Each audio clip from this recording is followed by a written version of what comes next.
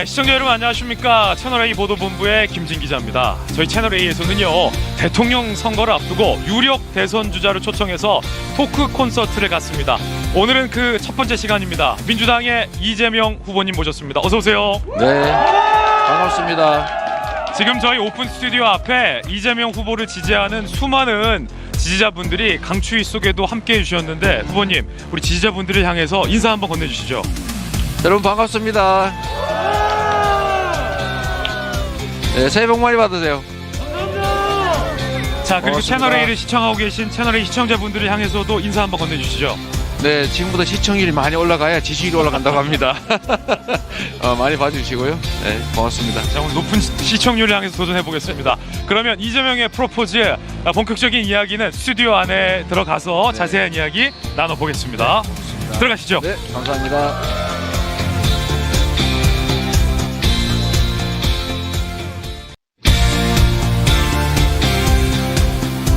네, 안녕하십니까 시청자 여러분. 채널A가 준비한 유력 대권 주자와의 토크 콘서트 렛츠 토크, 오늘 그 첫 번째 시간으로 이재명 후보와 함께 하겠습니다. 오늘 저희 오픈 스튜디오에는 아주 특별한 분들을 모셨습니다. 2030 국민 패널 10분이 자리하고 계십니다. 이분들 중에는요, 저희 채널A 뉴스 리포트에 출연해 주신 분들도 계시고 다양한 목소리를 내주실 수 있는 분들로 엄선을 해서 모셨습니다. 그리고 지금 이 국민 패널 뒤에 대형 미디어 월에 49분의 또 온라인 랜선 국민 패널 분들도 함께 실시간으로 함께하고 계십니다. 자, 이재명 후보님, 우리 10명의 스튜디오 패널 분들과 또 49분의 우리 온라인 국민 패널 분들 향해서 손인사 한번 해주시겠어요? 네, 여러분 반갑습니다. 네, 안녕하세요 여러분. 요즘 이렇게 인사한다고? 네. 인사입니다. 네, 반갑습니다. 좋습니다. 오늘 이재명 후보와 함께하는 이재명의 프로포즈 시간입니다. 다음 주 수요일 동일한 시간에는 국민의힘의 윤석열 후보와도 토크 콘서트 갖도록 하겠습니다. 네, 그럼 본격적으로 이재명 후보가 유권자에게 제안하는 프로포즈의 이야기를 들어보도록 하겠습니다. 후보님께는 저희가 5분의 시간을 드리겠습니다. 5분 안에서 자유롭게 하고 싶은 말씀, 프로포즈 제안해 주시면 될 것 같습니다. 자, 그럼 채널A가 준비한 토크 콘서트 첫 번째 순서, 이재명의 프로포즈, 우리 박수로 청해 듣겠습니다.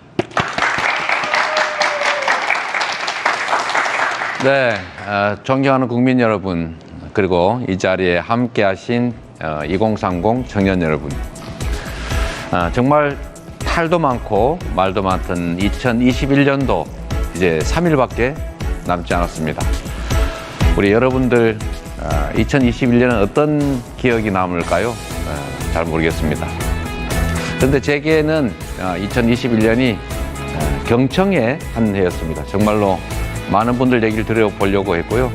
특히 청년 여러분들 목소리를 들어보려고 했었습니다. 그동안 청년 여러분들의 문제에 관심이 없었던 것은 아닌데, 그러나 많이 부족했던 것 같습니다. 정말로 많이 반성했습니다. 청년 여러분들이 이렇게 말한다고 해요. 이 생망, 이번 생은 망했다. 이렇게 말씀하신다는 얘기를 들었습니다.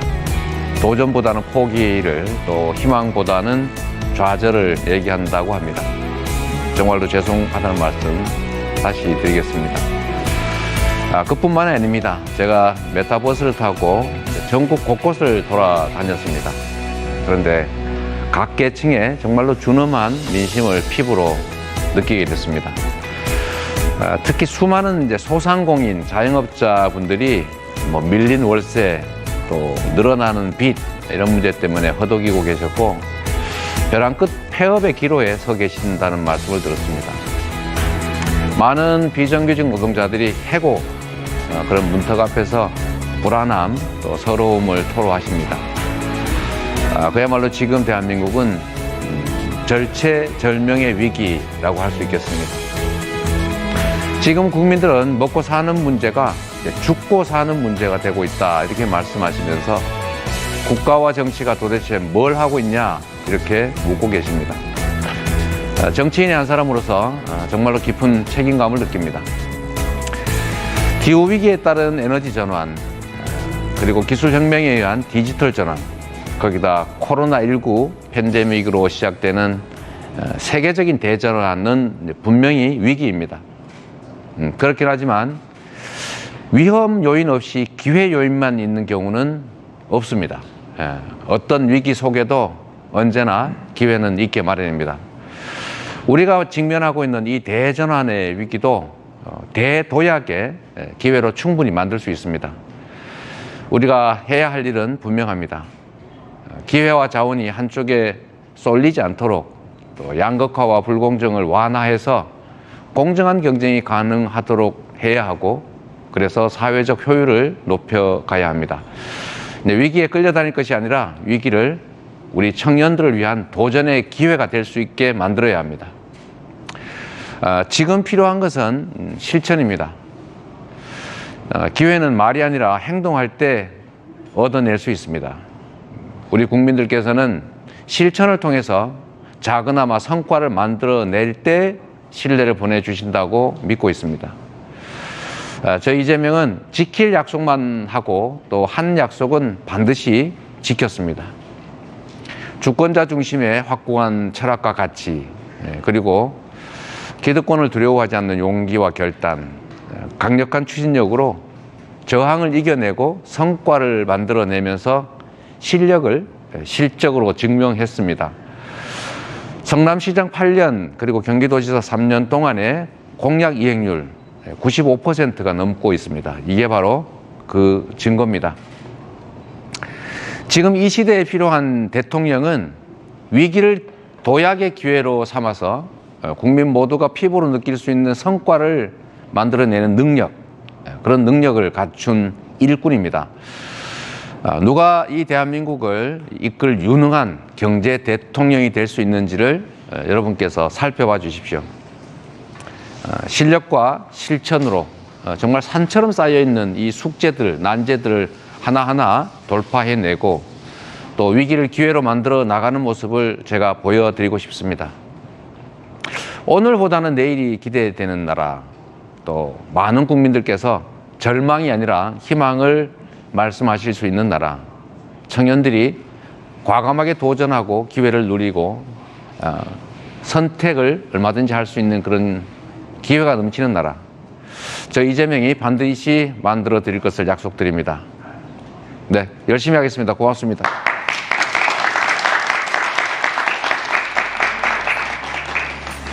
네, 이재명 후보께서 준비를 많이 하신 것 같습니다. 프로포즈를 받은 유권자들에게 과연 후보의 진심이 전해졌을지 참 궁금합니다. 자, 지금부터는 본격적으로 토크 콘서트 질문의 시간을 갖도록 하겠습니다.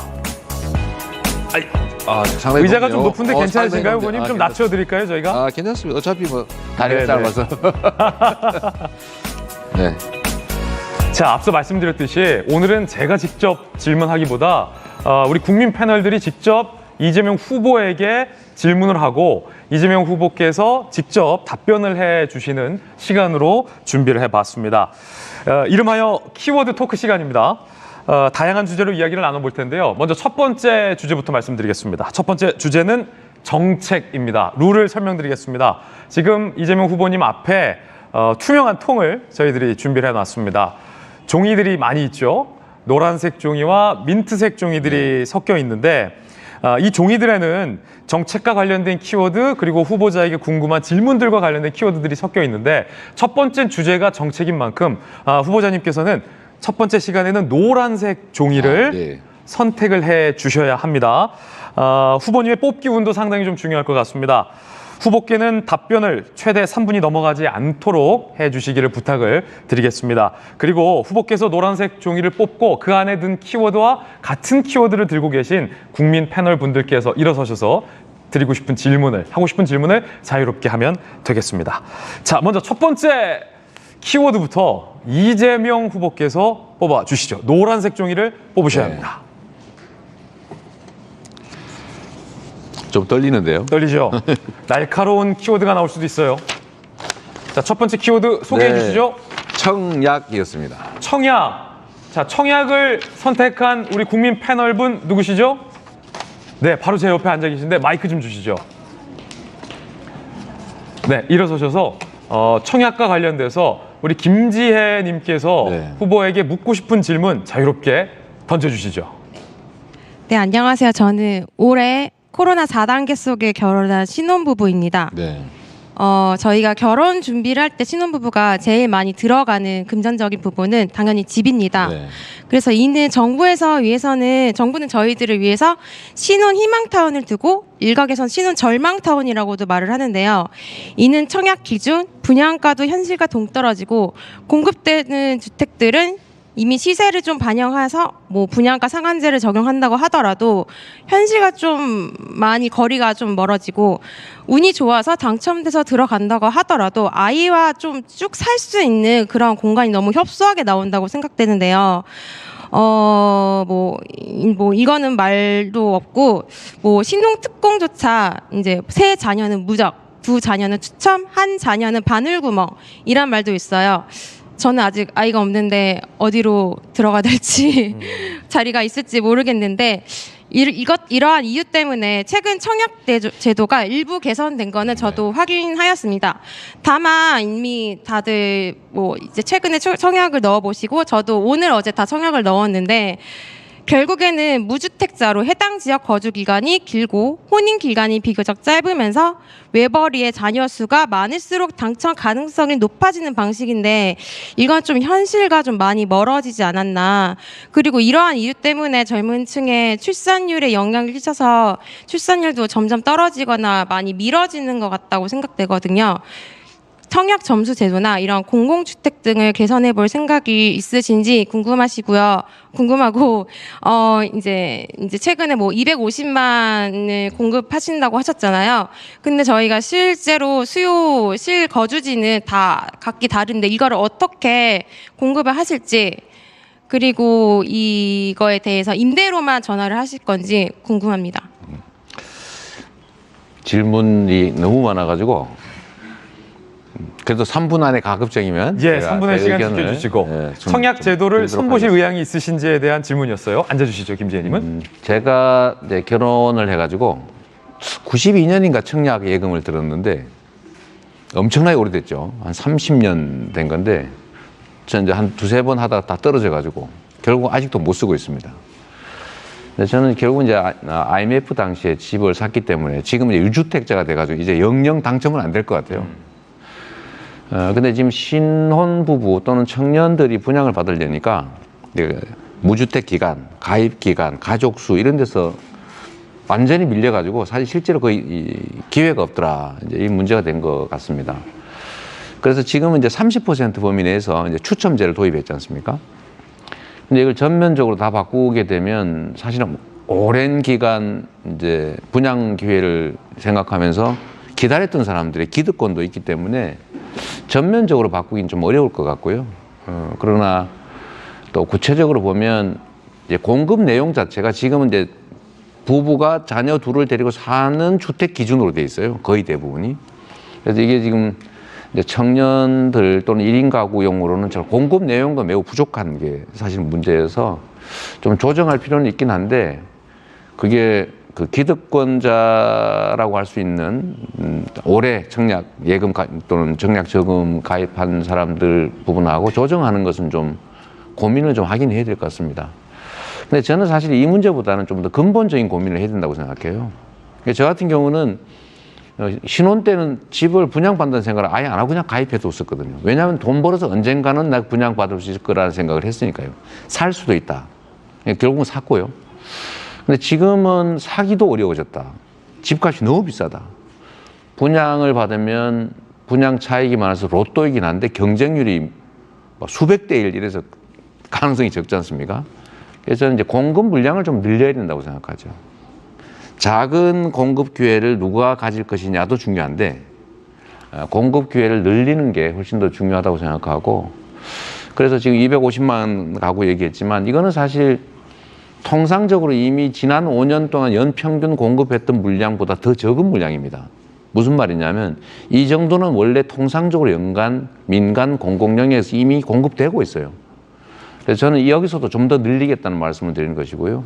그 중에서 100만 가구 정도는 최소한 고품질의 공공임대로 집을 사기 전에 또는 민간주택을 임대하기 전에 살 수 있는 그런 공공주택을 공급해 주겠다. 임대든 아니면 뭐 그 토지 임대 주택 분양이든지. 이제 그래서 공급 양을 좀 늘리고 공급의 내용도 좀 다양화하자. 예를 들면 면적도 좀 다양하게. 또 1인 가구용도 좀 만들고 또 지금 당장 현금 전액을 주고 사는 유형에다가 또 더하기 현재 확정된 가격에 일정 금리로 10년 후에 살 수 있는 기회를 주는 방식. 이런 방식으로 이걸 우리 송영길 대표께서 누구나 주택이라고 이름을 붙였던데 그런 다양한 형태의 공급량을 늘리는 게 더 근본적인 해결책이겠다 그런 생각이 듭니다. 예. 정확하게 3분의 시간을 지켜주셨습니다. 아, 진짜요? 네. 감사드리고요. 감사합니다. 질문을 하실 때도 우리 국민 패널 여러분들께서 질문을 되도록 간략하게 해주시면 더 많은 질문의 기회를 여러분들께 네. 드리겠습니다. 자, 그럼 두 번째 키워드를 이재명 후보께서 뽑아주시죠. 노란색 종입니다. 제가 질의응답을 전문가들하고도 많이 봤는데 상당히 많이 떨리고 좀 이렇게 불안하고 그렇습니다. 지금 상당히 긴장하고 계신 듯해 보여요. 진짜예요. 예. 이거 더 어려운 문제가 나온 것 같습니다. 여성 채용 이 키워드를 선택한 국민 패널. 자, 옆에 계신데요. 마이크 전달해 주시죠.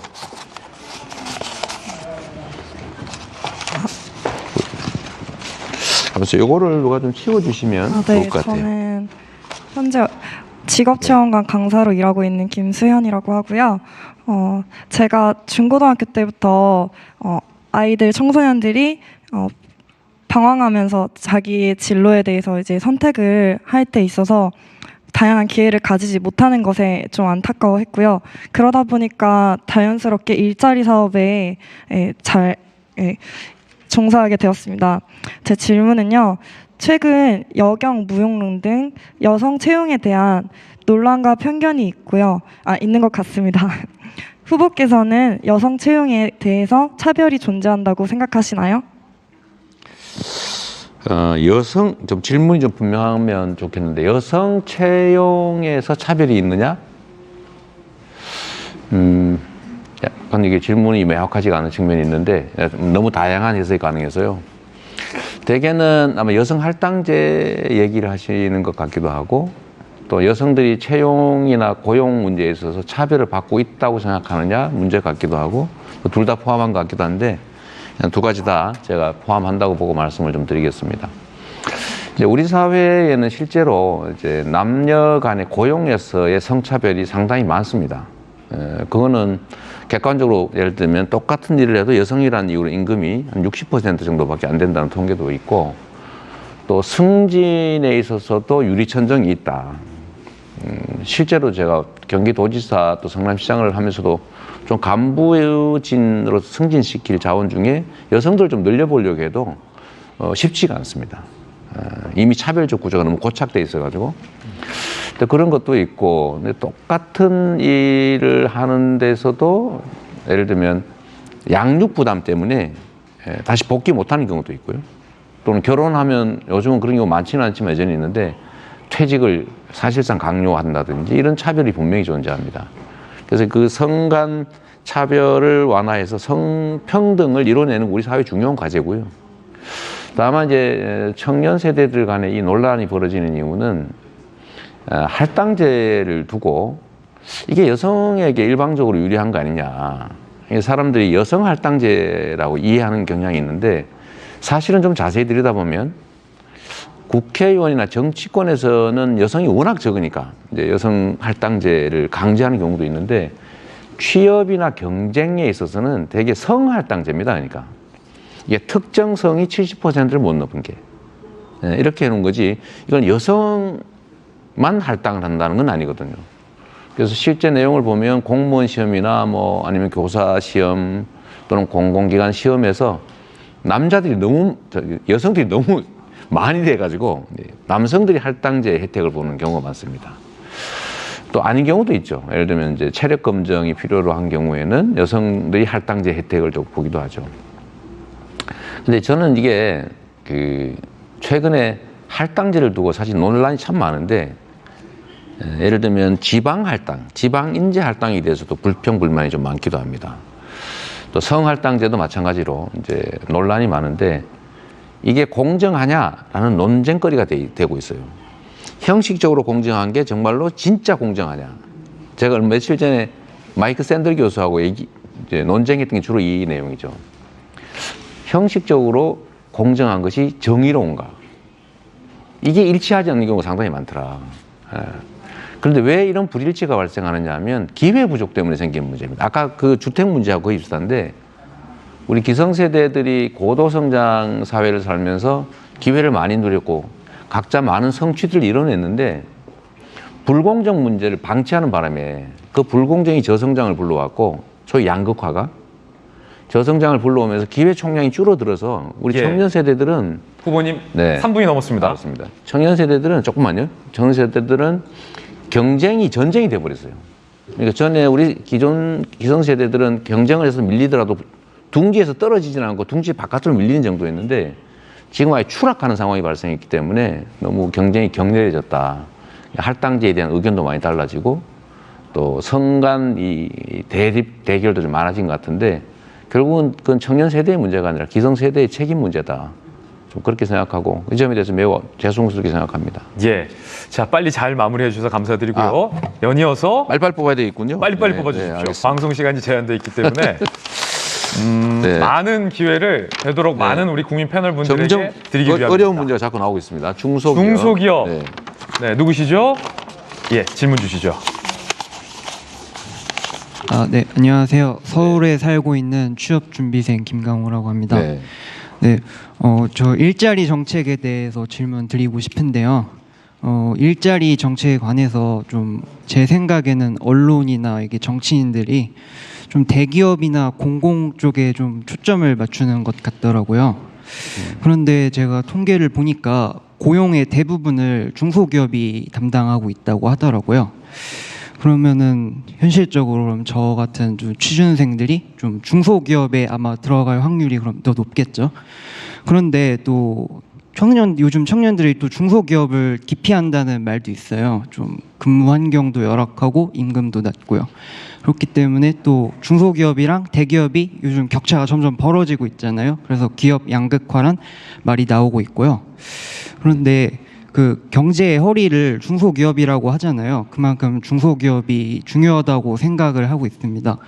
그런데 그러니까 이재명 후보께서 어떻게 이 중소기업의 경쟁력을 강화시킬 수 있을지, 그리고 또 어떻게 질 좋은 일자리를 이렇게 창출시켜서 이렇게 해나가실 수 있을지 그 정책 구상에 대해서 좀 듣고 싶습니다. 네. 우리 김강호 씨가 정말 중요한 지적을 해주신 것 같아요. 정확하게 일자리 문제의 본질을 지적해 주셨는데요.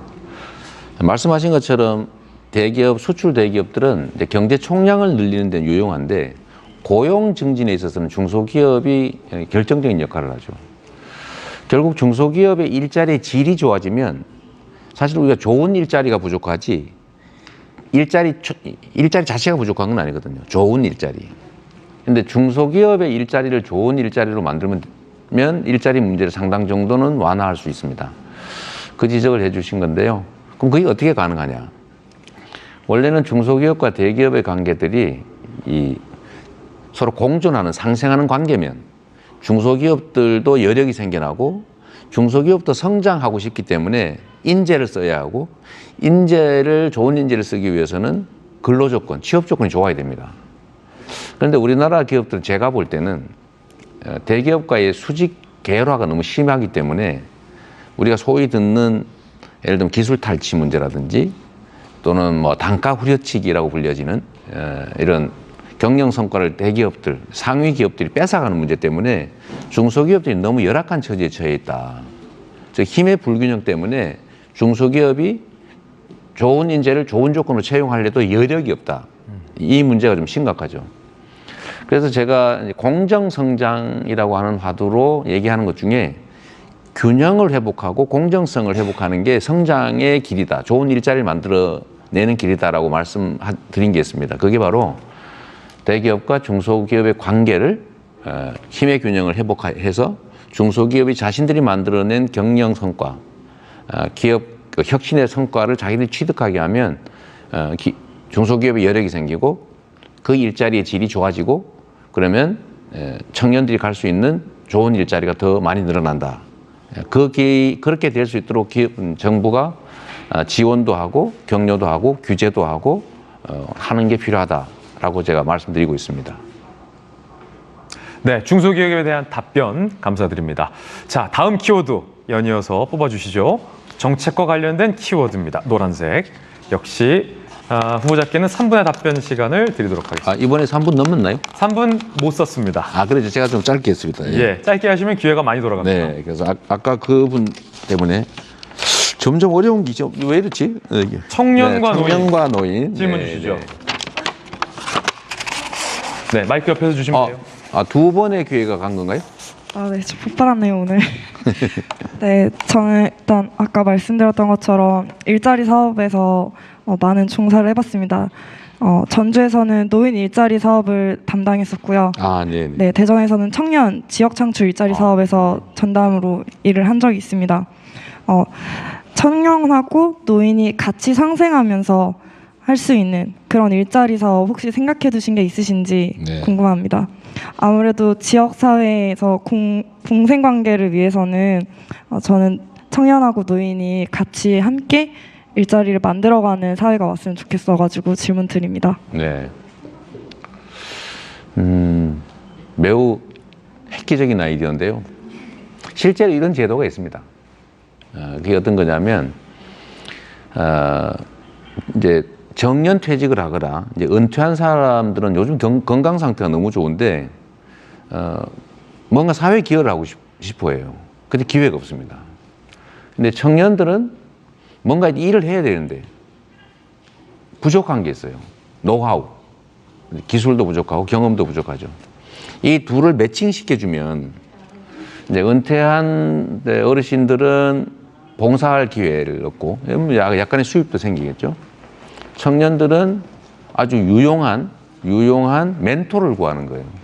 그래서 이 두 가지를 결합을 해서 청년들의 창업이나 또는 청년들의 활동에 이제 은퇴한 전문가들이 연결해서 멘토를 지원해 주는 사업들이 있긴 있는데 사실 그렇게 많지는 않습니다. 아직 활성화되지 못한 것 같은데 우리 김수선 씨 말씀하신 것처럼 제가 이런 걸 많이 확대하면 좋겠다는 생각은 들어요. 예. 이제는 아마 한 번 정도 네. 더 질문의 기회가 남아 있을 것 같은데, 자, 노란색 좀 섞어주시죠, 후보님. 노란색이 많이 남았는데요? 네, 섞어주시죠. 잠시 후에 또 이 키워드 토크 시간이 있습니다. 이거 제 전공이 나왔습니다. 기본소득. 이거 뭐 저희가 짠 건 아닌데 네. 기본소득이 나와주네요. 질문 주시죠. 근데 이게 밑에 들어가 있었습니다. 마이크를 뒤에다 전달해 주세요. 네, 안녕하세요. 22살 대학생 홍정택입니다. 네. 저는 그 이재명 후보께서 대학생들에게는 연 200만 원 그리고 다른 전 국민에게 연 100만 원씩 이제 돈을 주시겠다는 이 기본소득 제도에 대해서 질문이 있습니다. 네. 사실 지금 소상공인 지원금 100만 원 주기도 굉장히 어려웠고 많은 분쟁을 통해서 겨우겨우 지급이 되었습니다. 그런데 이런 전 국민을 대상으로 이런 기본소득을 주기 위해서는 막대한 재정이 필요할 텐데 이것을 단지 이제 어떤 예산의 어떤 우선순위 조정 그리고 토지 이익 그 부담제 그리고 국토 보유세 등을 통해서 과연 이룰 수 있을지 그 실현 가능성에 대해서 궁금하고요. 또한 사실 해외 선례 중에서 이 기본소득이 굉장히 성공적인 사례가 특별히 없었다고 이제 판단이 되는데 혹시 그럼에도 불구하고 이러한 제도를 계속해서 꾸준히 고집을 하신 이유가 무엇인지 궁금합니다. 이제 뭐 매우 복합적인 이유가 있는데요. 혹시 빌 게이츠 그다음에 마크 저커버그, 일론 머스크 유명한 사람들이죠. 테슬라, 뭐 페이스북 이런 성공한 글로벌 디지털 기업의 CEO들이죠. 이분들의 특징이 기본소득을 도입하자입니다.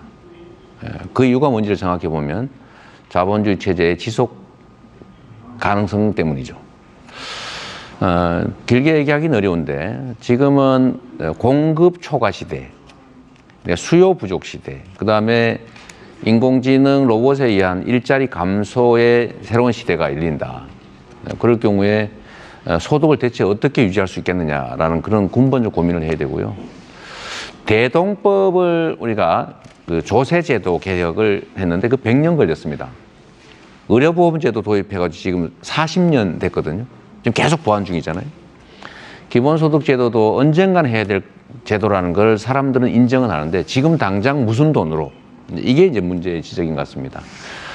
근데 그래서 저는 단계적, 순차적으로 하자라고 말씀드리는 거예요. 제도의 효율을 증명해 가면서 국민의 합의를 얻어가면서 하자. 이미 기본소득은 도입돼 있습니다. 여러분들은 어떻게 생각할지 모르겠는데 아동소득이 기본소득이에요. 부분 기본소득이죠. 아동들에게만 차별 없이 10만 원씩 매달, 이 기본소득이죠. 박근혜 전 대통령이 기본소득을 도입하려고 했어요. 노인 기초연금을 모두에게 똑같이 20만 원씩 약속을 어겼죠. 일부만 지급하는 걸로. 원래 계획은 기본소득이었습니다. 노인 기본소득. 저는 이제 우리가 경제력도 좀 나아지고 했으니까 이제 청년 기본소득 소액으로 도입해보자. 그런 건 일반 예산 조정으로 충분히 가능하죠. 얼마 들지 않으니까요. 우리가 올해 예산이 600조인데 그런 정도 몇 조 원 정도는 충분히 마련할 수 있다는 거. 해외 사례가 있냐 이렇게 말씀하셨는데 기본소득이라고 이름을 붙이지는 않았는데 우리가 해야 될 아주 모범적 모델이 있습니다. 그게 뭐냐면 스위스의 탄소소득제입니다. 탄소세금제입니다. 탄소세. 우리가 탄소를 줄여야 되는 건 아시죠? 화석연료 사용을 줄이지 않으면 우리가 몇 년 이내에 해외 수출이 길이 막힙니다. 그래서 탄소 사용을 줄이는 방법이 뭐겠어요? 할당? 이거 불가능합니다. 탄소세를 부과해서 탄소 발생을 줄여야 되는데 물가가 오르겠죠. 시민들의 그 물가 부담을 어떻게 감당해 드리겠습니까? 그래서 탄소세로 걷어들인 거에 65%는 전 국민에게, 35%는 저탄소 산업으로의 산업 전환에 지원한다. 이게 스위스가 하고 있어요. 그래서 이게 매우 유용하게 잘 정착되고 있다는 것이고 우리도 이 길로 가지 않을 수가 없다. 그냥 탄소세만 부과하면 저항 때문에 불가능합니다. 네. 그래서 이런 제도들 중에 우리가 토지세도 보유세를 올려야 된다고 국민들이 다 인정하는데 저항이 많잖아요. 토지세를 올리거든 건 다 100% 돌려드리겠다 라고 하면 저항이 줄어들겠죠. 필요한 정책을 할 때 국민들의 동의를 올리기 위해서 전액 국민에게 되돌려드린다. 그게 어렵게 얘기했지만 결국은 기본소득이죠. 문제는 이거는 국민들의 합의가 필요하다. 예. 네. 그래서 합의를 얻어가면서 천천히 단계적으로 논의해서 가보자. 예. 네, 그런 얘기입니다. 네. 3분이 조금 넘었지만 그래도 아까 후보자님의 저축해 놓은 게 좀 있죠. 예, 후보자님의 또 기본 소득이기 때문에 몇 초 더 드렸습니다. 네, 감사합니다. 자, 일단은 후보자와 함께하는 키워드 토크 1부는 여기까지 하도록 하겠습니다. 잠시 후에 또 준비된 키워드가 많고 여러분들이 질문하실 네네. 기회를 많이 드릴 테니까요. 잠시 후에 2부에서 또 뽑아주시면 될 것 같고요. 사실 정책과 관련해서 굉장히 날카로운 키워드들이 많았는데 네. 후보자님께서 곤란해하실 만한 그거를 또 다 잘 피해가지고 그런가요? 마지막 기본소득까지 뽑아서 네. 오늘 뽑기 운이 좋을 것 같습니다. 잠시 후에 저희가 키워드 토크 2부로 준비를 하도록 하겠습니다. 자, 이번에는 이렇게 화상 연결된 49분의 국민 패널분들에게도 기회를 드릴까 합니다. 조금 좀 캐주얼하게 분위기를 바꿔서 그럼 저는 앉을까요? 일어서 주시죠. 네, 네. 일명 이재명을 제대로 알기 시간인데 방법은 간단합니다. 제가 질문 드리면 스튜디오에 계신 여러분들도 그리고 지금 온라인으로 함께하고 계신 여러분들도 OX를 표현해 주시면 됩니다. 그리고 이재명 후보에 대한 답변이기 때문에 후보님께서도 본인에 대한 답변으로 OX를 표시해 주셔도 좋습니다. 그리고 잠시 후 우리 국민 패널들의 선택에 대해서 해명할 수 있는 시간도 네. 저희가 60초 이번에는 넉넉하게 문제 한 개에 대해서 아니면... 한 개에 대해서 60초씩 오, 감사합니다. 드리도록 하겠습니다. 동의 못하는 답변이 나올 수도 있다는 건 미리 네. 양해 말씀드리겠습니다. 자, 우리 연습 한번 해볼까요? 연습 한번. 나는 이번 대통령 선거에서 꼭 나의 소중한 한 표를 행사하겠다. OX 함께 들어주시죠. 하나, 둘, 셋. 네, 많은 분들이 다 동그라미를 들어주셨습니다. 이런 식으로 하시면 됩니다. 자, 이제 시작해 보겠습니다. 오늘 이재명 후보는 대통령의 아들은 사실상 남이다라고 말했습니다. 이 발언에 동의한다. OX 들어주시죠. 대통령의 아들은 사실상 남이다. 한 발언에 동의한다. OX. 하나, 둘, 셋 들어주시죠. 자, 지금 일단은 랜선으로 접속해 계신 우리 국민 패널 분들은 X가 좀 많아 보이고요. 현장에 계신 우리 국민 패널은 X가 조금 더 많아 보이는데 네. 대체적으로 아들은 남이다라는 오늘 이 후보님의 발언에 대해서 동의하지 못하는 결과가 나왔는데 해명의 시간 60초 드리겠습니다. 그 얘기는 배우자와 자녀를 비교한 거였습니다. 이게 얘기가 나온 이제 연원은 우리 윤석열 후보께서 배우자실을 폐지하고 배우자 역할을 아예 없애버리겠다 이렇게 말씀하셔서 그럼 배우자 문제에 대해서 사과해야 되는 거 아니냐, 뭐 아들 문제도 나와 사과해야 되는 거 아니냐 그래서 배우자는 공적 활동을 하는데 아들은 그런 측면에서는 남이다. 특히 성년의 아들 이렇게 얘기했는데 뭐 의견이 다를 수가 있겠죠. 네. 후보님은 동그라미라고 생각하신 거죠, 그러면? 제가 얘기를 했는데 하여튼 네. 취지는 약간은 다르긴 한데 제가 그 말을 부인할 수는 없겠죠. 예. 자, 좋습니다. 두 번째 OX 질문 드리겠습니다.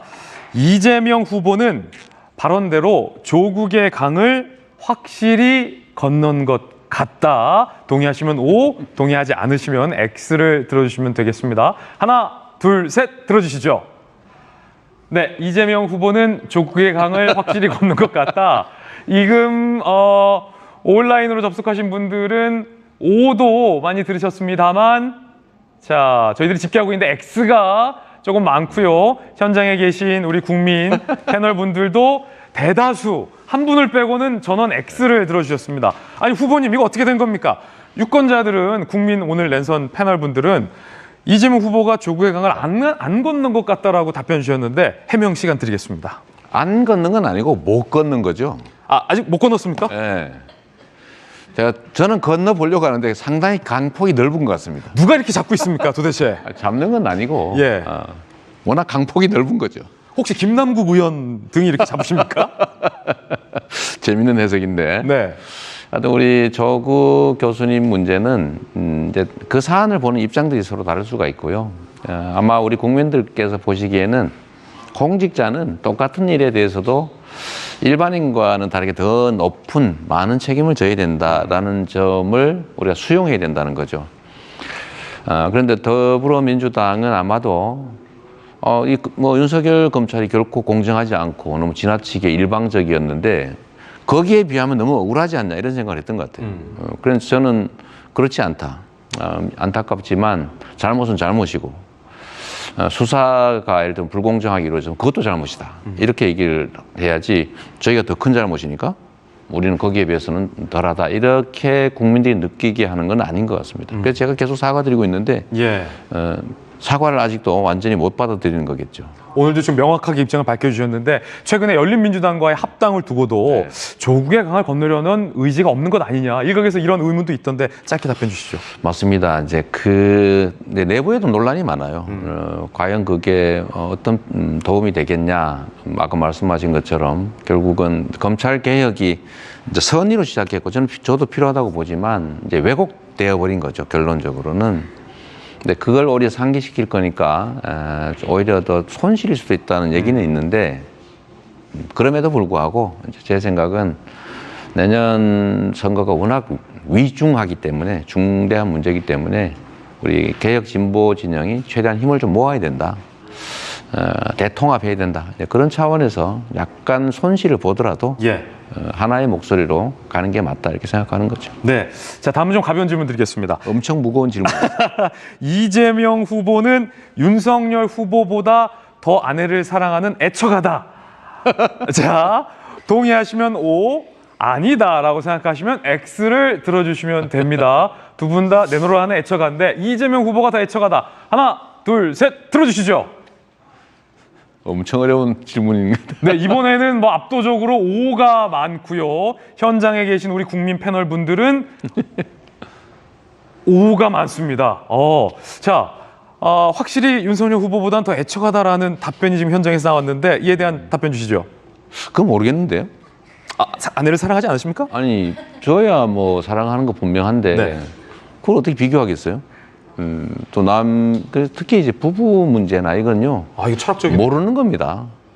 모르는 거고 그거 어떻게 제가 비교하겠어요? 아내에 대한 사랑을 어디 견딜 수 있겠냐?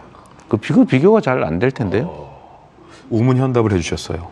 그건 모르겠습니다. 자, 그러면 여기 OX밖에 없어요. 세모 했으면 세모가 훨씬 많았을 겁니다. 이번에 이재명 모른다. 후보께서 여쭙고 싶은 말씀들이 있을 것 같아요. 평소 본인에 대해서 질문 기회 드리도록 하겠습니다. OX 묻고 싶은 거 질문 주시죠. 네, 곤란한 거 물어봐야 되겠네요. 네. 근데 실제 제가 정말 궁금한 게 있어요. 제 아들들한테도 가끔 물어보는 건데, 진짜 여러분들은 여러분이 만약에 자녀를 낳는다면 여러분이 그 자녀들이 나보다 더 나은 인생을 살게 될 것이라고 생각되나요? 그럴 거다. O. 나보다 더 나은 삶을 살게 될 거다. 라고 믿어지시는지 한번 묻고 싶어요. 자, 맞으면 들어주시죠. O. 하나, 둘, 셋 들어주세요. 나의 자녀들이 나보다 더 나은 삶을 살 것이다라는 확신 있으십니까? 네. 현장에서는 절반이에요. 5대5 정도 되는 것 같고요. 랜선 우리 국민 패널들 여러분들도 한 반반 정도 의견이 엇갈리는 것 같습니다. 어떻게 보십니까? 제가 생각했던 것보다는 다행입니다. 다행입니까? 저는 지금 우리 사회 저출산 문제, 저출생 문제 또는 이 절망의 문제, 이게 결국은 이제 출생의 문제로 결국 연결됐다고 보거든요. 이게 좌절 문제로. 그래서 보니까 절반은 그래도 나보다 우리 다음 세대가 더 나은 삶을 살 거다라고 믿는다니까 정말로 아직도 그런 희망 있는 사회라니까 정말로 다행입니다. 내친 김에 질문 하나 더 해주시죠. 그럴까요? 예.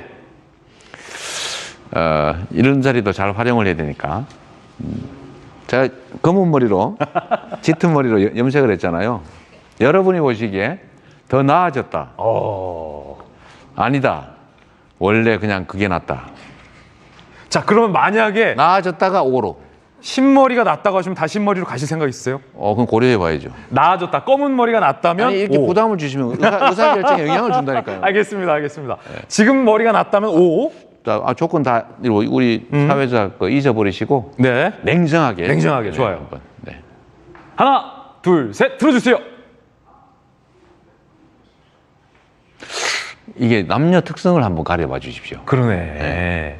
이게 남성분들은 차이가 없나요?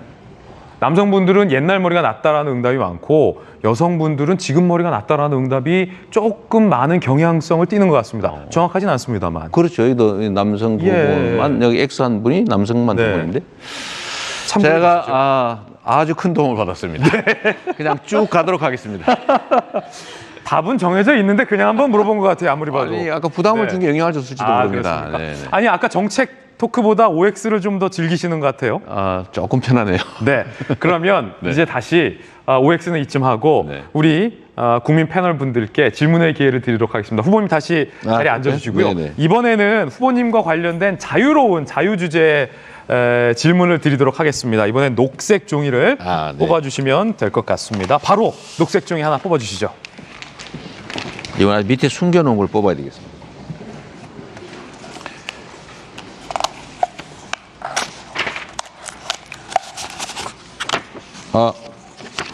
이게 왜 이런 키보드가 있는지 모르겠는데. 변호사와 관련된 질문 누구시죠? 네.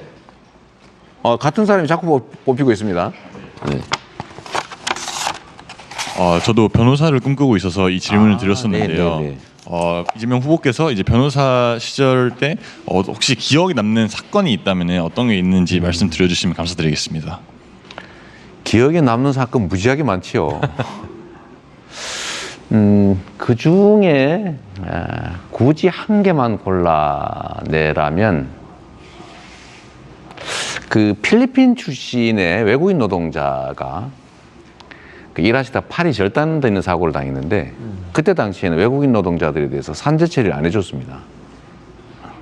외국인이라고 또 연수생이라고. 그래서 제가 이거는 헌법상 평등 원칙에 안 맞다고 그래서 소송을 해서 결국 이겨가지고 제가 배상을 받아서 집행을 해서 받았는데 그때 이미 쫓겨났더라고요. 그래서 제가 필리핀으로 송금해준 사건이 있는데 그분의 팔이 자꾸 가끔씩 떠오릅니다. 이런 질문 받을 때마다. 이국 멀리 정말 먼 땅에 돈 벌려고 갔다가 중장애인이 돼버렸잖아요. 그리고 강제 출국을 당해버렸는데 얼마나 아팠을까 뭐 그런 생각 듭니다. 후보님도 소년공 시절에 팔을 다치신 경험이 있기 때문에 아무래도 좀 팔이 더 이렇게 됐죠. 기억에 남으신 것 같아요. 그런 것 같습니다. 감사합니다. 두 번째 키워드 뽑아주시죠. 잘 섞어서 뽑아주십시오. 이건 뭐 숫자가 몇 개 안 되네요. 아닙니다. 녹색을 뽑아주셔야 됩니다. 아, 그런가요? 네네. 알겠습니다. 나왔군요. 드디어 나왔어요. 이재명 후보의 선택은 바로 그분이에요. 다음 주 이 시간에 오실 그분 윤석열. 네, 지금 이재명 후보랑 윤석열 후보랑 지지율이 많이 좀 박빙을 보이고 있는 네. 걸로 아는데요. 그 이유가 왜 그런 건지 설명 듣고 싶고요. 또 그리고 윤석열 후보에게 하고 싶은 말 있으면은 한마디 듣고 싶습니다. 네. 지지율은 사실은 정말 일주일 사이에 또는 3, 4일, 2, 3일 사이에도 막 급변하는 거기 때문에 사실 거기 연연하면 안 되고요. 거기에 연연하면 사람 좀 이상해질 수가 있습니다. 근데 선거를 처음 나와보면 거기에 상처받고 그럽니다. 근데 이제 많이 겪어보면 오늘 지지율이 막 올라가면 그래 내일 떨어질 수 있지 이렇게도 생각하고 또 많이 떨어지면 그래 또 다시 올라가기도 하지라고 할 수 있는데 하여튼 일희일비하지 말아야 된다라고 생각은 하는데 잘 안 됩니다. 그게 생각 밖으로. 지지율이 왜 이런지는 저도 잘 모르고요. 그냥 국민들한테 지지를 좀이라도 더 받기 위해서 최선을 다하는 거죠. 최근에는 조금 상황이 개선되는 것 같아서 전에 막 10%, 20%씩 밀릴 때보다는 조금 나은 건 사실입니다. 우리 윤 후보님한테 드리고 싶은 말씀은 꽤 많은데 제발 좀 자주 만납시다. 하실 말씀이 있으면 저한테 있는데 해주세요. 저도 반박 좀 하게. 이런 말씀 드리고 싶지요. 최근에 이제 토론을 계속 제안 중이셔서 토론하자라는 메시지 들어봤습니다. 자, 그 다음 키워드도 꼽아주시죠. 네네. 역시 초록색 종입니다.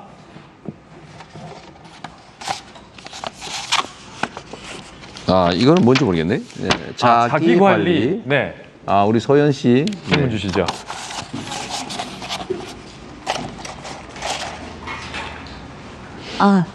네. 안녕하세요. 네.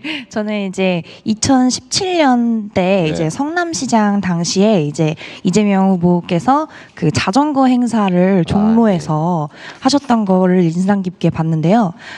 자기 관리를 잘 하시기로 평소에 좀 얘기가 있는 걸로 알고 있는데 그때 혹시 불편하셨던 점은 없었는지 자전거를 타면서 그리고 이제 코로나 이후로 이제 앞으로 더 늘어갈 자전거 인구에 대해서 이제 그 사람들 이용하는 사람들이 위험한 상황에 노출되지 않게 계획 중이신 정책이 따로 있으신지 궁금합니다. 저는 사실 개인적으로 자전거를 정말로 좋아해요. 자전거로 전국 일주를 여러 차례 해봤죠, 혼자. 18일, 20일씩 이렇게 다녀봤는데, 나중에 지금은 자전거가 너무 위험한 것 같아요.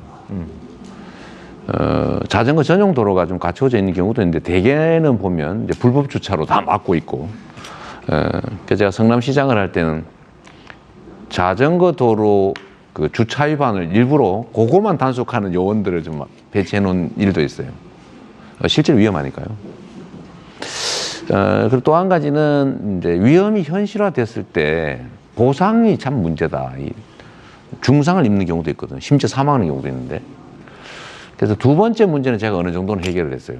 이제 자전거 보험을 다 들여드렸죠. 성남 시민들한테는. 그래서 이게 다쳤을 때 비용 또는 아니면 그 뭐 죽거나 이랬을 때 보상 이런 게 또 가능하게 보험 제도를 좀 도입할 필요는 있을 것 같고요. 안전한 자전거 전용 도로를 확보하는 게 매우 중요하겠다. 그 다음에 도심의 수송 효율 측면에서 보면 자전거가 훨씬 효율이 높습니다. 예를 들면 승용차는 한 대로 차선 한 개를 다 차지하고 혼자 타고 다니잖아요, 대개. 근데 자전거는 아주 좁은 면적에 아주 효율적으로 타고 특히 이제 소위 탄소 발생을 안 시키지 않습니까? 그런 측면에서도 친환경적이고 해서 위험 요소를 제거하고 전용 도로 또 많이 만들고 보험제도 도입하고 해서 많은 사람들이 좀 자전거를 사용할 수 있게 하는 게 중요할 것 같습니다. 소연 씨는 자전거 타시나요? 네, 타고 있습니다. 네. 자전거에 대해서는 이재명 후보의 진심을 엿볼 수 있었던 것 같고요. 다음 키워드도 연이어서 뽑아주십시오. 팀 속도 네. 좋습니다. 정책하고는 좀 다르지요. 네. 듣기 싫은 소리 나왔습니다. 자, 비호감. 앞서 윤석열에 이어 이번엔 키워드 비호감.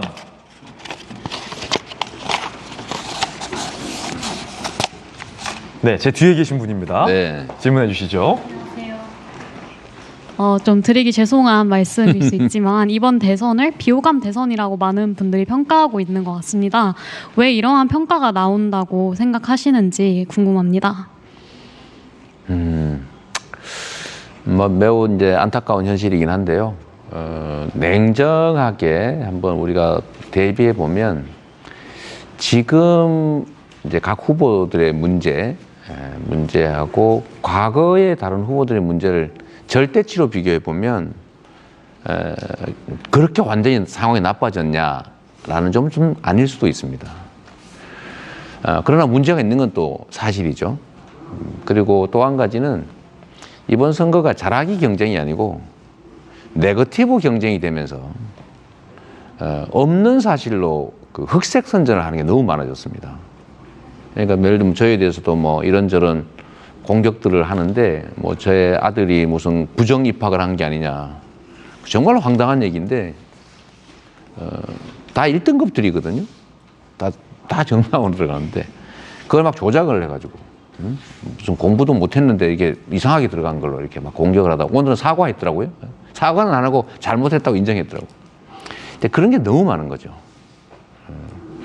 그래서 이게 왜 네거티브전이 벌어졌느냐 하면 포지티브 경쟁에서는 이기기 어려운 측이 네거티브전을 하게 돼 있습니다. 그건 뭐 선거에서는 뭐 어쩔 수 없이 벌어지는데 도가 지나친 거죠.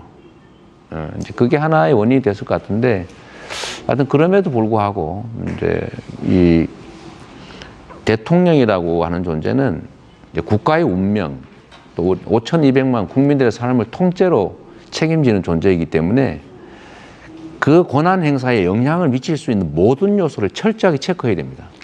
그러니까 본인, 가족, 측근, 더하기, 본인의 현재 상태뿐만 아니라 과거의 이력까지 다 철저하게 검증하지 않을 수가 없는 거죠. 그 검증이 또 철저하게 이루어진다는 측면도 있는 것 같습니다.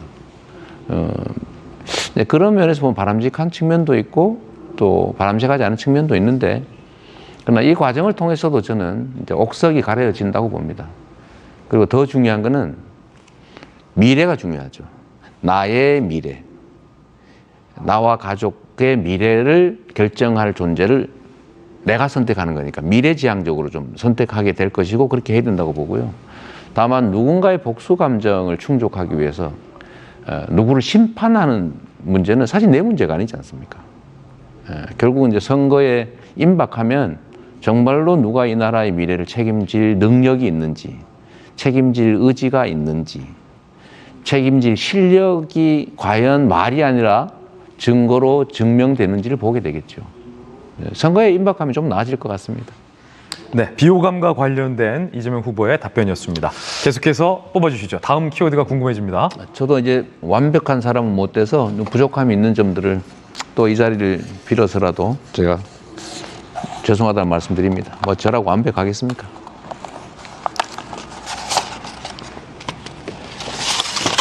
자, 다음 키워드는 2030. 여러분에 관한 얘기 같습니다. 2030. 네, 2030. 마이크. 여기요. 저는 2030이 아닌데. 네. 뽑기 운이 참 좋은 겁니다. 아, 네. 그게 다 돼서 요즘 이제 대선 토론 보면은 양측 다 2030 세대 기준으로 이런 토론을 많이 하시는데 어쩌다가 이렇게 저희 층에 관심을 많이 네. 가지게 되신 계기가 있으신지 아니면 단순 표심을 얻기 위한 행위인지 그런 네. 게 아니라면은 나는 구체적으로 이 분야에서는 개선을 하고 싶다. 청년층의 네. 고민들이 정말 많잖아요.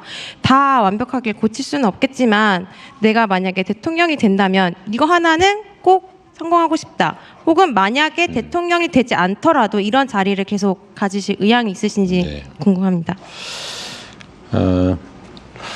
저는 사실 이제 정치를 시작한 지가 이제 2005년부터 했으니까 한 16년 정도 되는 거죠. 근데 제가 처음 정치를 시작할 지금, 이게 한 10여 년 전에는 청년들이 투표를 하지 않았습니다. 투표율이 60대는 60%, 50대는 50% 이렇게 그 나이대와 일치할 때가 있었어요. 그래서 제가 그때도 말씀을 여러 차례 제가 사회운동을 하면서 또는 이제 정치를 하면서 드렸던 말씀이 정치에 참여해야 존중받는다.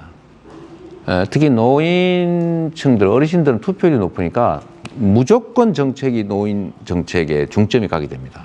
실제 그렇거든요. 근데 청년들은 제가 보니까 청년들을 위한 정책은 거의 없는 거예요.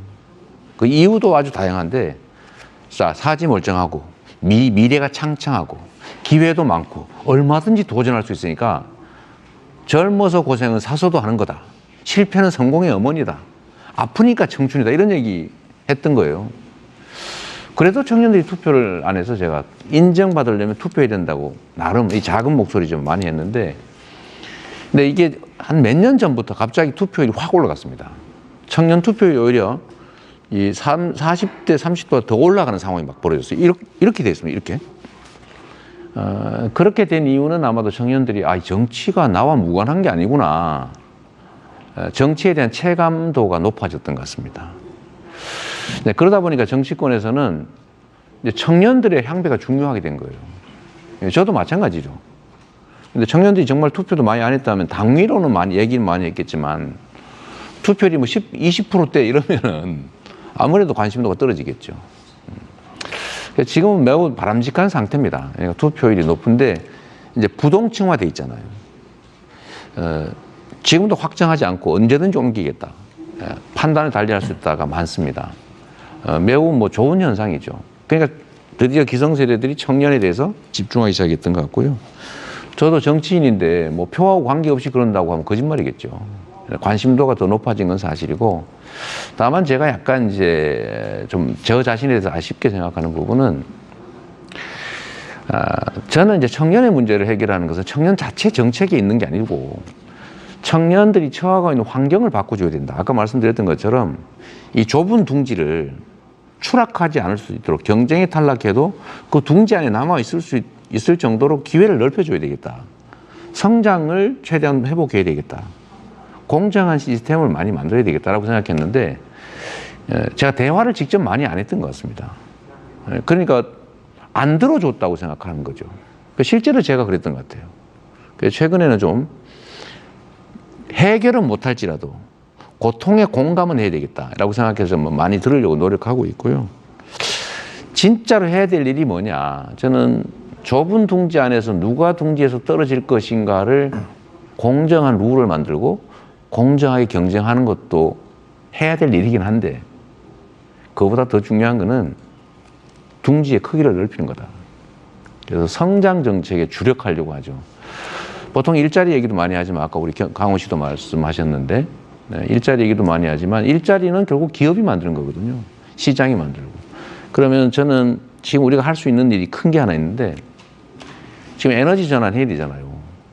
재생에너지로 다 전환해야 되는데 그러려면 재생에너지를 태백산 산 꼭대기에서도 저기 여수 섬 바닷가에서도 풍력, 태양광 발전을 해서 필요한 만큼 쓰고 나머지 팔 수 있게 해주면 수입이 대체되지 않습니까?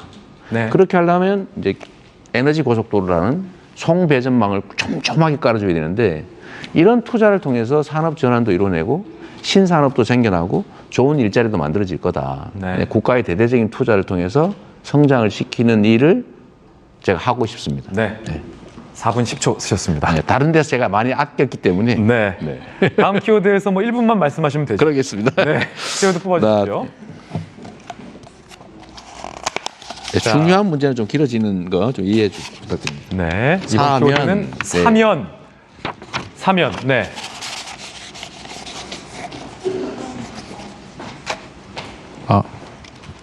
안녕하세요. 저는 졸업을 앞둔 이제 네. 대학생 김휘도라고 합니다. 제가 이제 박근혜 전 대통령 구속을 이제 대학생 때 보고 또 이제 사면되는 걸 대학생 때 보면서 좀 느낀 게 많았는데요. 혹시 이제 만약에 이재명 후보께서 대통령이 되시면은 뭐 이제 그 이명박 전 대통령이라든가 네. 김경수 전 지사 같은 이제 사람들 혹시 사면하실 생각 있으신지 궁금합니다. 일단 박근혜 전 대통령의 사면 문제는 이게 좀 다른, 저보고 이제 말 바꿨냐 이런 얘기 하는 분들이 계셔서 이번 기회에 잠깐 말씀을 드리겠습니다. 말을 바꾼 게 아니고 상황이 바뀌었다. 그러니까 결정되기 전에는 의견들을 낼 수 있는데 결정이 된 다음에는 책임이 없는 사람들은 품평을 해도 됩니다. 비평을 해도 돼요. 근데 저는 집권 세력의 일부이기 때문에 책임을 져야지 비평할 입장은 아니다. 이제 그 말씀 하나 드리고요. 그래서 제가 참 고민해서 고뇌를 이해한다. 그러나 결정은 존중한다. 사죄해야 한다, 국민에게. 그러나 역사의 법정은 여전히 열려 있다. 이제 이렇게 말씀드린 거고요. 이명박 대통령에 대해서 어떤 입장이냐라고 묻는다면 저는 사면 지금 시기상조다. 왜냐? 죄송하다고 말하지 않잖아요. 최소한 내가 잘못했습니다. 용서를 구합니다. 국민에게. 이 정도는 해야 얘기가 시작은 될 수 있을 텐데 그 자체도 없는 상태에서는 적절하지 않다. 그렇게 생각합니다. 김경수 전 지사에 대해서도 사면하실 계획 있으신지에 대한 질문도 답변 주시죠. 아직은 뭐 그런 생각 해보지 않았습니다. 김경수 지사에 대해서 네. 사면 계획은 없으시다. 네, 생각해보지 않았습니다. 자, 다음 키워드 꼽아주시죠. 네.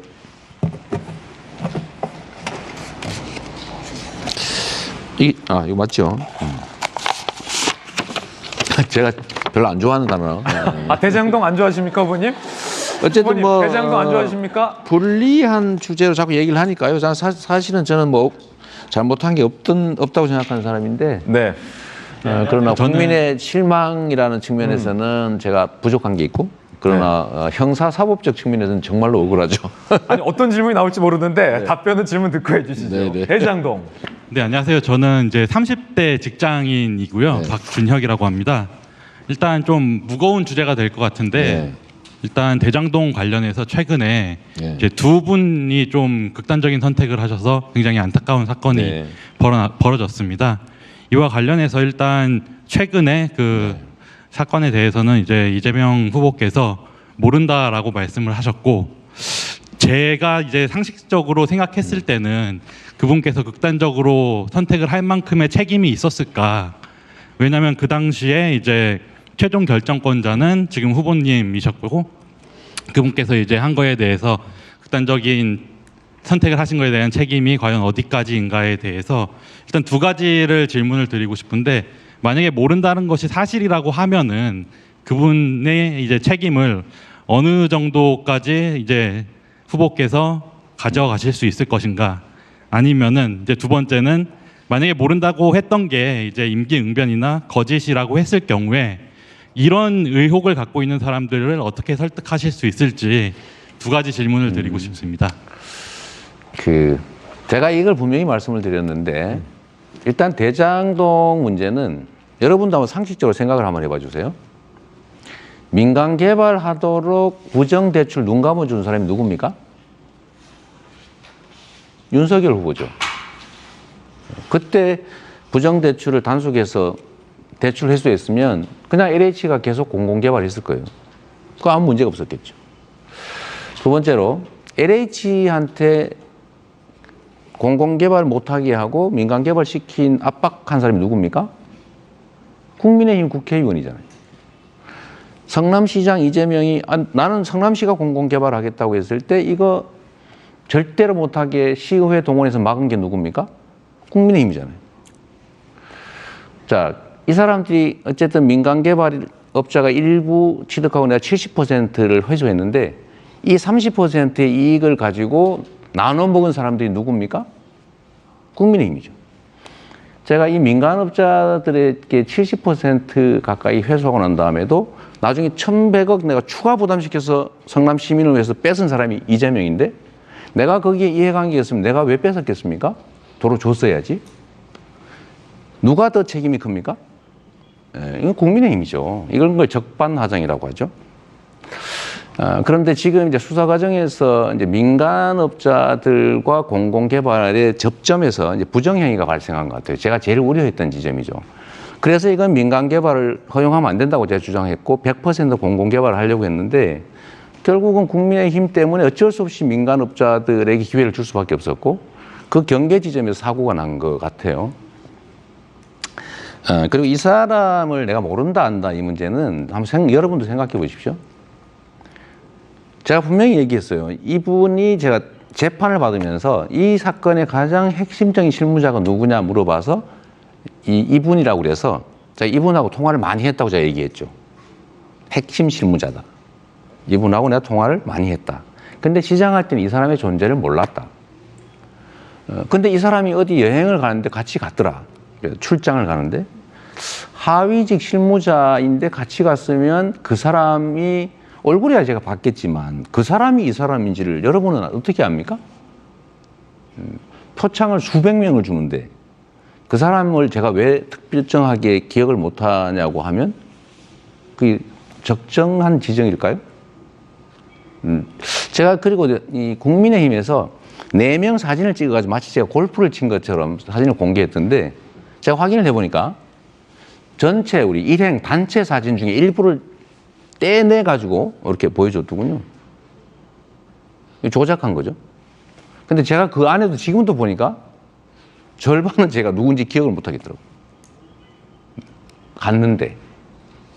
그래서 그거는 일반적으로 그럴 수 있지만 제가 예를 들면 그분에 대해서 내용을 가장 잘 아는 핵심 실무자였고 제가 수차례 통화했던 그 사람이다. 근데 그 사람을 시장 당시에는 그 사람을 기억하지 못했다고 얘기한 건데 그걸 왜 의심을 하죠? 제가 그걸 숨길 이유가 뭐가 있습니까? 책임 얘기하시는데 저는 그분이 왜 돌아가셨는지를 모르죠. 참으로 안타까운 일이고 근데 수사기관에서 수사를 받다가 돌아가시는 분들의 유행은 여러 가지가 있을 수 있는데 저도 사실은 이번에 그 무죄 받은 그 사건으로 수사받고 재판받을 때 그런 생각들 잠깐 했을 때가 있습니다. 피의자들은요 그런 생각을 합니다. 나는 죄를 안 지었는데 죄를 지었다고 보여질 증거만 이렇게 모아가지고 다 들이대면 갑자기 멘붕에 빠집니다. 내가 이거 어떻게 살지? 나한테 유리한 증거는 없고 불리한 증거만 있는데 내가 아무리 결백하다 해도 안 믿어줄 것 같아요. 그래서 어떤 분이 검찰과 언론이 나를 이렇게 만들었다라고 쓰고 사망한 분도 계시잖아요. 마지막 순간에 왜 그런 걸 쓰겠습니까? 진짜로? 이런 점들도 고려를 해야 됩니다. 그 지금 말씀은 그분이 뭘 엄청 잘못했을 거라는 전제에서 하는 말씀이잖아요. 그리고 마지막으로 제가 이제 책임 얘기는 아마 그거와는 좀 다른 얘기일 수 있는데 만약에 제가 거기 이해관계가 있으면 제가 거의 유일하게 어쨌든 이거 인허가권 행사에 생긴 불로소득 환수하려고 공공개발을 추진했던 사람입니다. 시장, 군수, 구청장 중에서. 제가 거기에 이해관계 있으면 이건 허가해주면 됩니다. 100% 그들이 갖게 허가해줬으면 아무 문제가 없어요. 싸울 일도 없었겠죠. 로비할 일도 없었겠지. 근데 제가 왜 굳이 공공개발을 해가지고 70% 내놔라 뺐고 또 1,100억 더 부과시키고 왜 그랬을까요? 그래서 제가 이 점은 형사사법적으로 문제 삼는 건 정말로 이해하기 어렵다. 그래서 오늘도 이런 기회가 있어서 제가 말씀드리는 거죠. 상식선에서 판단을 해보면 알겠습니다. 진짜 도둑, 민간업자와 유착한 진짜 책임질 사람은 국민의힘입니다. 근데 어떻게 자기들이 민간개발을 강요했고 알겠습니다. 후보님 민간개발에서 이익을 받았고 예. 저에게 압박을 민간개발하라고 압박했던 사람들이 왜 민간개발하게 했냐고 저한테 지금 이렇게 책임을 물으면 그건 말이 안 되는 거죠. 예, 충분히 답변의 시간을 쓰신 것 같습니다. 자, 이번에는 분위기가 좀 무겁기 때문에 제가 후보님께 옆으로 가서 분위기를 좀 바꿔볼까 합니다. 이것도 이제 더 안 하시게요? 네, 후보님 일어서 주시고요. 자, 의자와 새 스튜디오를 좀 저희가 정리를 하도록 하겠습니다. 뭐 윤석열 후보에 대한 키워드도 나왔고 네. 비호감, 그 대장동 좀 민감한 키워드 나올 수 있었는데 그래도 솔직하고 또 친절하게 나름 답변을 잘 해주셨습니다. 자, 이번에는 저희가 특별한 순서를 준비했습니다. 이재명 후보의 다른 모습을 볼 수 있는 순서입니다. 소위 흑역사 바로잡기 시간입니다. 이재명 후보 하면 따라다니는 흑역사 영상 사진들이 있습니다. 그것만 저희가 3가지 준비를 했는데 뭐 거두절미 첫 번째 흑역사는 영상으로 준비했습니다. 함께 보실까요? 네. 이 영상입니다.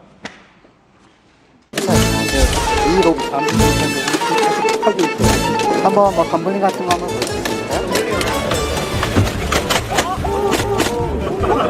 보여주실까요? 망가지는 거 아니에요? 되더라도 스스로 일어나야 되는데 네, 일어날 겁니다.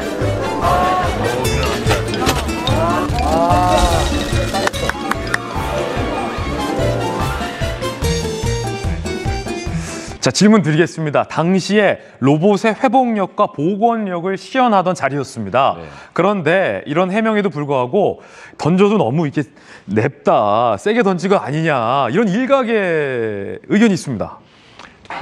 원래 저 회복 로봇은요, 외부 충격을 얼마만큼 잘 견디느냐를 테스트합니다. 그래서 외국 영상 보신 분들 계실 텐데 그거는 야구 방망이로 때리고요, 발로 차고 막 뭐 큰 걸로 막 누르고 심지어 총으로 쏘고 막 그러죠.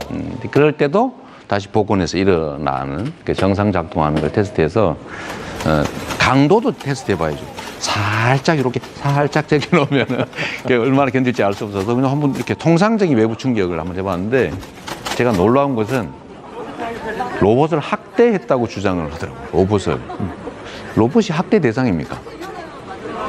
그래서 제가 좀 황당했죠. 예, 일각에서는 문재인 대통령의 시연과 좀 모습이 달랐다 이렇게 비교하시는 분들도 사실 많더라고요. 그분들은 해외에서 이 로봇 테스트한 거 보면 기절하실 겁니다. 네. 두 번째 흑역사 네. 사진으로 이번엔 준비했는데 아마 많은 분들도 기억하실 거예요. 이 사진 성남시장 시절에 이게 좀 말씀드리기 민감한 부위를 네. 한 어린아이가 깊게 근데 진짜 그때 깊게 들어갔어요?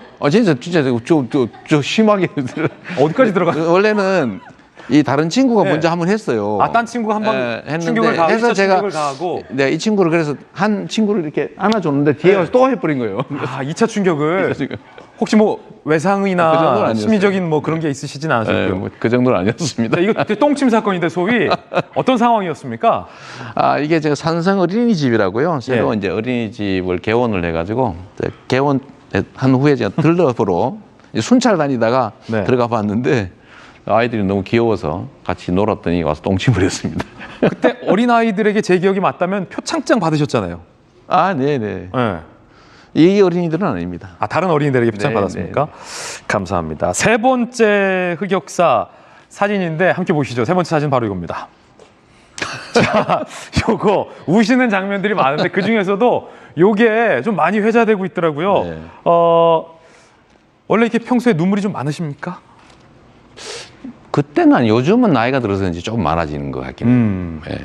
이게 제가 남자는 울지 말아야 된다 이런 이상한 교육을 받고 자라서 많이 참았는데 요즘은 정서적으로 아무래도 좀 나이가 들어서 그런지도 그렇고 많이 울게 되는데 이때는 그와는 좀 다른 아주 특별한 상황이었습니다. 특별한 상황에 대해서 짧게 한번 설명 좀 해주실까요? 이게 아마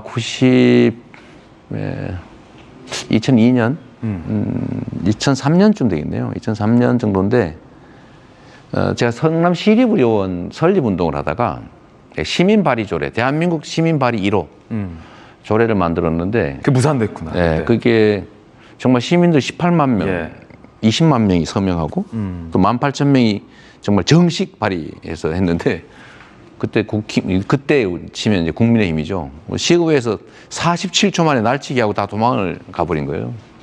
그래서 그때 주민들하고 억울해서 오신 거군요. 그때 실제로는 이제 응급센터가 없으니까 그 분당으로 멀리 가다 이렇게 사망했다는 사람도 있고 그래서 사실은 절실했는데 정말로 허망하고 억울하더군요. 자, 이 사진 이것 때문에 제가 예. 출마하게 됐습니다. 이 사진에 얽힌 흑역사에 얽힌 비하인드 스토리 한번 들어봤습니다. 지금까지는 이재명 후보의 이야기를 들어봤잖아요. 근데 사실 누군가를 알기 위해선 본인 말만 들으면 안 됩니다. 가장 친한 사람의 이야기와 거음증도 한번 들어봐야 될 것 같습니다. 그래서 저희가 사전에 이재명 후보께 소위 인생의 깐부를 한 분 초대해 줄 것을 부탁드렸고 그분이 지금 스튜디오 밖에 나와 계십니다. 직접 불러주시죠. 이영진 본부장님. 여기 와 계시네. 네. 자, 지금 저희들은 누구를 부르셨는지 모르는데 누군가 나오셨어요. 이영진 본부장님 좀 가까이 좀 가까이 좀 서주세요. 후보님 옆에. 제가 잠시 소개를 드리면 소개해 주시죠. 제 대학 동기 동창입니다. 네. 그러다가 제가 대학 다닐 때 이 친구는 이제 운동권 소위 운동권이 저를 이렇게 의식화 시키려다가 제가 거부하고 네. 나는 나중에 사회에서 합류하자. 네. 지금은 안 되겠다. 그러고 있고 이 친구는 결국은 이제 뭐 어디 점거하고 뭐 이러다가 제적되고 감옥 갔고 저는 변호사 개업을 한 후에 합류했어요. 네, 그때는 이제 노동 상담 일을 하다가 결국은 이제 사무장 일을 맡아서 아예 지금 평생 같이 하고 있습니다. 네. 제가 그때 대학 다닐 때 그 약속을 했거든요. 나중에 합류해서 우리 같이 가자. 네, 그 약속을 지키고 있는 중입니다. 이재명 후보의 깐부는 이영진 경기도문화재단 경영본부장이고 대학교 친구입니다. 절친한 친구. 자, 이영진 본부장님. 과거 사진들 저희가 몇 장 준비했는데 과거의 인상, 이영진 본부장이 기억하는 청년 이재명 후보의 인상이 어땠습니까? 지금과 좀 많이 달랐죠? 82년에 이제 법학과 동기들이 110명이었습니다. 근데 이제 좀 독특했어요. 아니, 일단 눈이 좀 째졌고. 눈이 째졌다. 그리고 이게 맨날 떡진 머리로 이렇게 많이 다녔었고, 그다음에 교련복 같은 거 입고 다니고, 그래서 좀 세상에 엄청 불만이 많아 보인다. 이런 느낌이었고, 이제 학생운동 하는 입장에서는 저거 좀 물건 되겠다라는 느낌이 들어서 접근했던 거죠, 사실. 그리고 나중에 이제 노동자 출신이래더라. 네. 이런 얘기 듣고 그런 느낌이 있었죠. 그렇군요. 지금 보면은 굉장히 유해졌습니다. 지금 많이 유해졌다. 저희가 사진 몇 장 준비했습니다. 특히 이 3장의 사진들을 준비했는데 두 분의 추억과 연관이 된 사진들인 것 같아요. 혹시 이재명 후보의 과거와 함께 기억나는 에피소드 있으십니까? 이 에피소드를 얘기하면 오른쪽 사진이 좀 더 좋을 것 같은데, 그 얘기 맞더라. 그 얘기해야 되겠네. 언제더라. 제가 이제 감옥에서 나와가지고 노동운동 한다고 이제 이리저리 왔다 갔다 할 때였어요. 그래서 가끔 만나서 이제 좀 도움도 받고 그랬는데, 어느 날은 뭐 봉투를 주더라고요. 봉투를요? 네. 그래서 보니까 나중에 보니까 한 15만 원인가 13만 원인가 그 정도 꽤 큰 돈이었습니다. 주길래 이게 큰 돈 받았네 하고 저는 가져가서 잘 썼습니다. 근데 그 돈이 어떤 돈인지는 기억도 못 하고 있었는데 나중에 이제 변호사 사무실에 같이 하면서 한 10년쯤 뒤인가 꽤 오랜 뒤에 세월이 흘러도 우연하게 그 얘기가 나왔는데 그 돈이 셋째 형님 결혼하는데 예단값으로 받은 돈을 그대로 저에게 전달했던 거더라고요. 그래서 아니, 예단값으로 받은 돈을 친구에게 전달했다. 이 후보님, 그 돈 귀한 돈인데 왜 주신 거예요? 수배 또는 뭐 노동운동 한다고 고생할 때였어요. 제가 빚진 감정이 많았죠. 우리는 여기는 치열하게 투쟁해서 사회민주화를 싸우고 저는 어쨌든 고시 공부해서 뭐 혜택을 본 사람이어서 빚을 조금이라도 갚는다는 생각으로. 네. 제게 있어서는 그런데 사실은 이 후보에게 그때 그 얘기 듣고는 모르다가 한참 뒤에 듣고 나서는 양복 한 벌 값을 빚졌구나라는 생각이 들었어요. 그래서 언제 한 번은 양복 한 번 사줘야지 생각을 했는데 못했어요. 생각만 하고 있는 거예요, 지금. 근데 요즘 들어서는 그걸 갚기보다는 빚진 마음을 갖고 사는 것도 그래 좋겠다 이런 생각을 했습니다. 결론은 안 갚으시겠다는 제가 거죠? 저도 안 봤습니다. 아니, 빚진 마음으로 뭐 같이 하는 것 이게 어차피 이 후보도 부채의식 빚진 마음으로 같이 하게 된 거고 선하게 저도 그런 마음으로 같이 할 생각입니다. 자, 진짜 깐부 같아요. 두 분 얘기 들어보니까. 그렇죠? 자, 이영진 본부장님 나와주셔서 감사드리고 저희들은 60초 광고 후에 다시 찾아뵙겠습니다. 잠시 후에 뵙죠. 네, 광고 보고 왔습니다. 어느새 이재명 후보와 함께하는 이재명의 프로포즈 마칠 시간입니다. 길지 않은 시간이었는데 시간이 금방 지난 것 같습니다. 후보님께서 오늘 어떠셨습니까? 뭐 당황스러운 장면도 가끔 있었는데 재밌었습니다. 네. 끝으로 뭐 우리 유권자나 시청자분들께 한 말씀 부탁드립니다. 우리 국민 여러분 이렇게 뵙게 돼서 정말로 반갑습니다. 새해 복 많이 받으시고요. 내년은 정말로 중요한 시기인데 이 나라의 운명이 또 우리 국민 여러분의 삶이 통째로 결정되는 그런 중요한 일이라는 걸 생각해 주시고 지금 이 위기의 이 나라를 새로운 도약의 나라로 만들 사람이 누군지, 그렇게 할 능력이 있는 사람이 누군지, 빈말이 아니라 행동하는 사람이 누군지를 꼭 잘 살펴주시기 바랍니다. 열심히 하겠습니다. 고맙습니다. 네, 채널A가 준비한 토크 콘서트 첫 번째 시간 이재명 후보와 함께했습니다. 늦은 시간까지 함께해 주신 우리 국민 패널 여러분들, 그리고 온라인으로 함께 계신 49명의 국민 패널 여러분들, 그리고 시청자 여러분들 다시 한번 감사의 말씀 드립니다. 오늘 이재명 후보님도 다시 한번 감사드립니다. 네, 고맙습니다. 네, 저희가 준비한 토크 콘서트 다음 주 수요일 밤 이 시간에는 국민의힘 윤석열 후보를 모시고 또 토크 콘서트 시간 가져보도록 하겠습니다. 많은 관심 부탁드리겠습니다.